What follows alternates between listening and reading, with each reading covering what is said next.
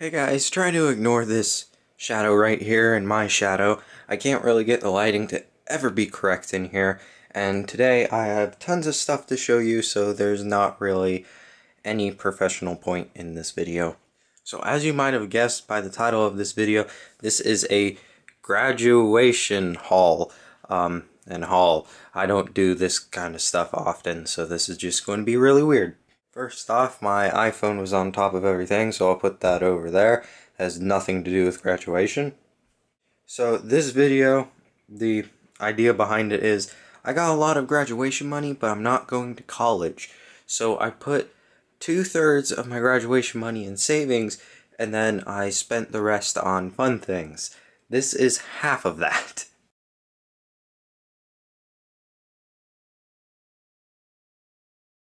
Also, this includes some of the gifts people gave me, and yeah.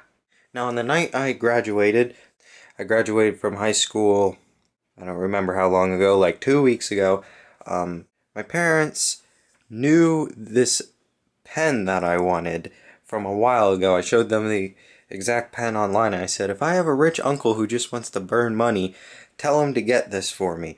And at that time, I didn't even knew people give you gifts for graduation. Like, I wasn't expecting anything. But on the night I graduated, they bought me this. You might guess from this case, if you're into pens at all, it's a Pilot pen. Now, anyone who's into pens will probably get this. Anyone who's not into pens or into high-end pens will have no idea what I'm talking about. But this fancy pen that's right now in this fancy box is a Pilot Vanishing Point. Now, it might just look like a shiny metal pen to y'all, but if you unscrew it, you might think the internals look kind of weird, and that is because this is a fountain pen. You might be able to get this tiny nib to focus.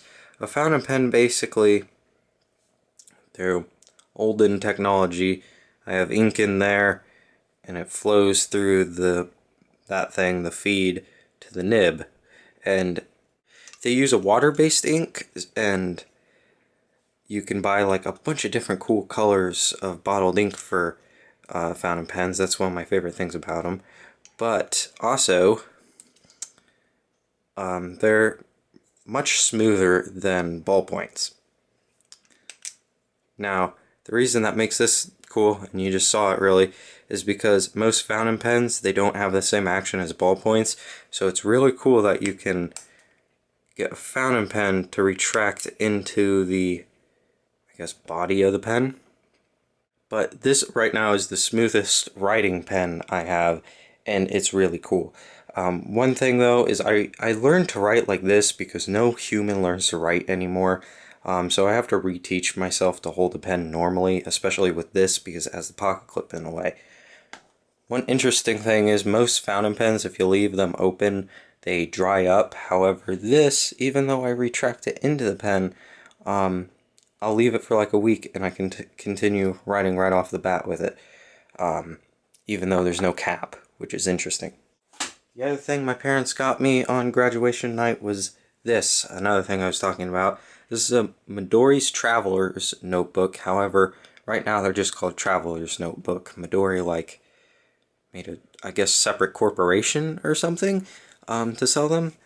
And it's this, it's this journal that's like sold in Japan, but they're made in Finland or something. I remember reading that somewhere, like they're not made in Japan, but Midori is made in Thailand. But Midori's a Japanese company, I think. Anyways, the reason these things are so popular, or kind of, a lot of it has to do with marketing, obviously, but because you can customize them like crazy. I'll take this open real quick. I think it looks really cool.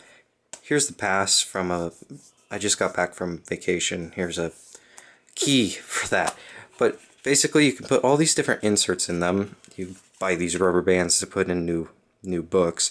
But, yeah, it's just a really cool journal that you can customize and put tons of different things in. You can buy this clip, which you can attach a pen to, and this right here is just a Fisher Space pen because I was going on a plane And fountain pens don't like planes, but obviously the space plane, or space pen, is good for plane trips, because supposedly it was meant to go to space. When I say fountain pens don't like planes, I mean that, like, you know, air pressure when you're flying, the ink tends to spurt out of the pen if you don't have it set a specific way, and I just thought it would be safer to take the Fisher Space Pen. Anyways, while we were on vacation, my mom bought me this. This is a new journal for me to write in, and I think it looks super cool. It's like leather with a picture on it, and then it has this little leather like thing to open it up. I haven't written in this because my handwriting sucks, and I always feel bad about writing in journals because I like writing, but I'm not good at handwriting. They had a bunch of different designs. I went with this one because I usually write at night, and I thought it would be nice to have a journal write in at night and moon in the background, you know? I don't know. Now moving on to the stuff I bought with my money. I went on Amazon and basically bought every game that I've been looking at. Well, not every game. I have like a list of 200 games. But these are some of the bigger ones I've been looking at. I guess I'll start off oldest to newest. This is Fantasy Zone. It's people call it a cute 'em up, but I don't think it's like adorable. It's just colorful. It's a colorful shoot 'em up. And this is on the Sega Master System, which is basically Sega's NES. I bet that was video game blasphemy saying that, because like Sega and Nintendo were fighting. But anyways, this is Ys. Ys is a old action RPG. I meant to actually get the one for the Sega Genesis where you actually can swing your sword, and this is just bump based, but it's still really cool, and I'm planning on trying to collect every European or American version of the series, because the whole series wasn't released in the US, but I might be able to collect the whole thing. Or the whole thing that was released in the US, obviously. Then we have one that's in the box, Alex Kidd in Miracle World, or just Alex Kidd. I believe this is the first one. I have the original Sega Master System, not the Model 2, so it has Snail Race built into it, whereas it didn't have Alex Kidd built into it. This was like Sega's Mario, people sort of refer it to, but I don't really think it's anything like Mario. Besides there's blocks in it. It came with a manual, but the back's cut out of it for some reason, and obviously the game. Then I've always wanted a Contra game, and really wanted the one on the Genesis, because most Contra games were on Nintendo systems, and I got Contra Hard Corps for the Sega Genesis. This is really tough. I only have been able to make it like forwards a few steps, but so far I've only tried playing it in my Sega Nomad. Speaking of my Sega Nomad, I might have did a review on this already on my oldish game reviews. I can't remember. That will be coming up soon if it's not. I got this pack finally for the back of it, where I can put hang on, I don't want to break this. I almost broke it earlier because I didn't realize how this opened up properly. Basically you can put, you can put 6 AA's into the frickin' thing, and if this thing wasn't already a brick enough, I can play Genesis games on the go. This is basically a Genesis with a screen strapped to it, and 6 AA's strapped to the back. But this is the only thing I played that's Contra Hard Corps on. So there you have it, a completely portable Sega Genesis. But it was called the Nomad. Then I got Banjo-Kazooie for the Nintendo 64 because I am a big fan of 3D platformers. However, I grew up on PlayStation consoles, so the Nintendo 64 controller sort of just blows my mind, because you just get one analog stick and it's like in the center of the controller. But I have mixed opinions on this game. I did not expect it to have that much freaking dialogue in it. Like, everything you do has a noise to it, and it gets really grating on me since I didn't grow up with the game, and those noises just annoy me. But I don't know. I haven't played enough of it to say I love it or hate it, but it isn't as good as I was expecting so far. But I only have played the first level, so I can't really say too much about it just yet. Now, one of my favorite games on the Sega Genesis is Gunstar Heroes. It's the only game I've been able to beat in my life that doesn't have a save feature or a password feature.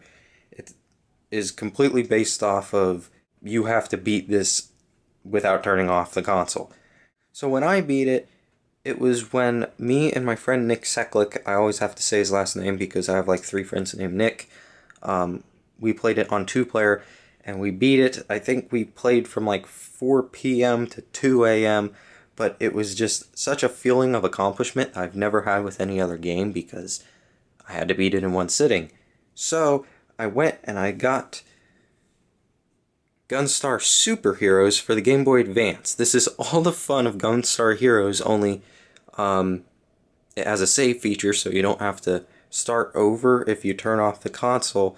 However, you do have to start over a lot because you die a lot. So far, I think I'm on the 4th world or something, and I made it to the sort of dice game. In every Gunstar Heroes game, there's only 2 that I believe exist. There's like a board game, and in this one, you have to like roll dice to continue through the board game. Actually, I think on the Genesis one, you had to roll dice too, but you threw them instead of selected them. Anyways, yeah, really fun game. That's like one of my favorite Game Boy games at the moment.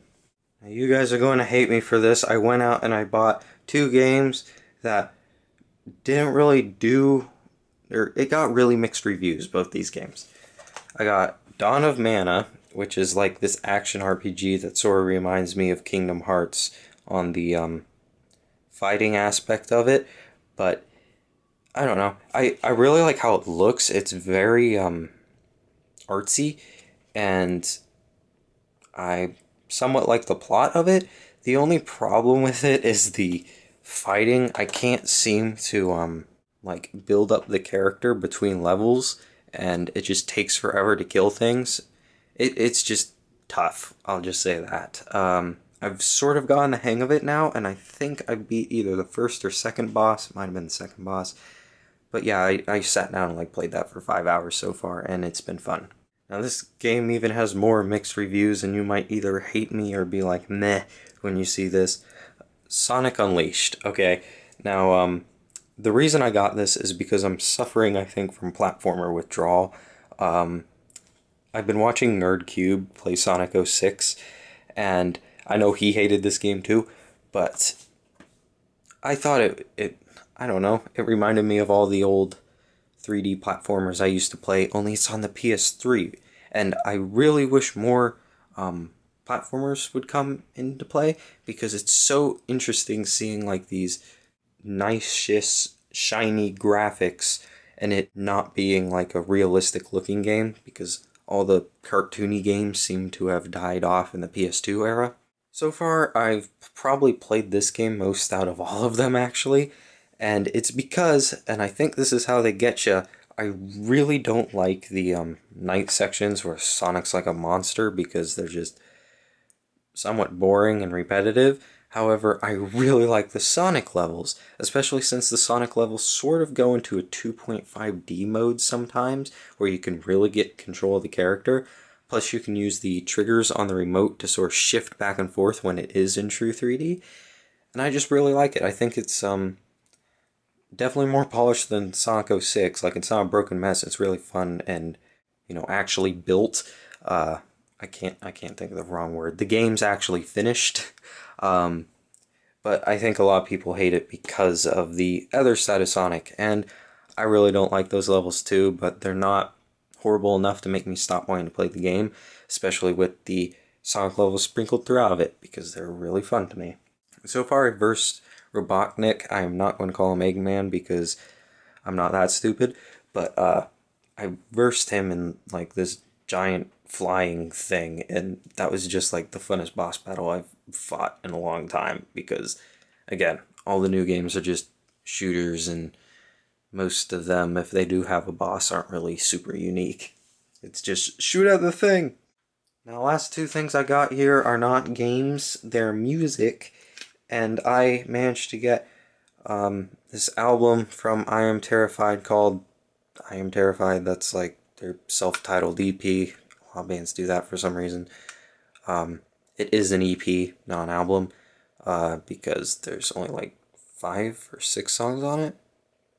6 songs. There's like 2 songs I think I really like on this, and again, I only buy CDs. Then I finally managed to get the only disc that I don't have from Children 18-3. I went out and I found on Amazon this old EP they released. I believe it was after their first or second album, because I think this cover looks a lot like the second album. I haven't listened to this yet. I went and saw them live a few weeks ago, but yeah, I'm glad I got a hold of it at least, because again, I like collecting this stuff. Also, I'll just throw this in here. I think somewhat for my graduation, my parents took me to see Children 18-3, Disciple, and 3 other bands. Decipher Down was one of them, live. And my 2 favorite bands are Children 18-3 and Disciple, so that's why they're the ones I remember the most. And Disciple played last and Children 18-3 played first, so we definitely had to sit through the whole thing. However, while I was there, when we first walked in, I bumped into Kevin Young, the lead singer of Disciple, and I got him to sign this. This is, I might have showed this in a different video one time, but this is Disciple's first ever album. I had to scour eBay for 5 months just waiting for someone to sell this game, or this CD, and I got it for a pretty decent price. But while I was there, I was walking in, and I saw Kevin Young just walking to the trailer or something, and anyways, long story short, I got him to sign this CD, and even he was like, "Oh my gosh, where did you find that? I haven't seen one of those in years." I believe, where's the date on this thing? Was it 97? I mean, that was when I was born. It was in the 90s, at some point in time. 95, never mind. I was trying to stray away from saying 95 because I didn't think it was 95, but yeah. I can't believe I got that wrong. So now I have every CD from Disciple 2. However, they just came out with an EP, so now I have to track down the disc version of that, because they've been sort of going off and on selling disc versions of that, and I need to get that to re-complete my collection. Now, I almost forgot another game. While I was in Lake Tahoe, that's where I took the vacation to, I played at the arcade for a long time. I haven't played this yet, but I thought this was Metal Gear Solid Portable Ops, but it's Metal Gear Solid Portable Ops Plus, which has none of the gameplay for Portable Ops, and I know absolutely nothing about it. It seems more multiplayer oriented, but nowhere on here does it say only multiplayer, and I haven't gone to play my PSP yet, so I don't know what that's about. But I sort of won that at the arcade. I still had to pay like $11 to get it, which is actually worth $11, so didn't really save much, but I still had fun at the arcade. The stuff's all moving, so I think I'm going to go. Thanks for watching. This was just a haul of really random stuff. Yeah.